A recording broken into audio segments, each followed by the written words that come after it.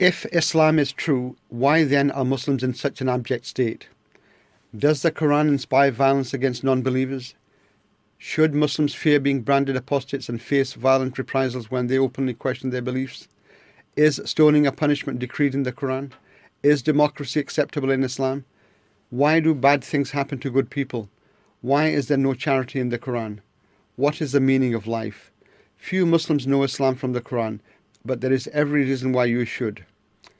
The trend today is to malign and demonize Islam, but history shows that it has always been valued by astute and intelligent individuals. American Congressman Keith Ellison took his oath of office on a copy of the Quran originally owned by Thomas Jefferson, one of the founding fathers of America, the principal author of the Declaration of Independence and the third President of the United States. John Greaves, the civilian professor of astronomy at Oxford, also showed interest in matters well outside his scientific discipline. His notebook has excerpts from various chapters of the Quran, which he translated into Latin, the scholarly language of the day. Muslims in Europe. Muslim rule in Spain is part of the golden age of Jewish history. This was a period of freedom of tolerance for Jews. Along with Christians, they entered the fields of government, science, medicine, and literature. Spain was home to by far the largest and most brilliant Jewish community in Europe. Elsewhere, the Jews were being hounded and persecuted. The world has changed and is changing at a rapid pace. Events in the last few decades have put Islam in the news almost on a daily basis, though not generally in the best light. It's more important now than ever before to understand the Quran. This is simply because what Muslims say and do in the name of Islam affects people in every corner of the world. Suicide bombings, stonings, beheadings, honor killings, misogyny, social injustice, infanticide, slavery, sectarian and vigilante murders.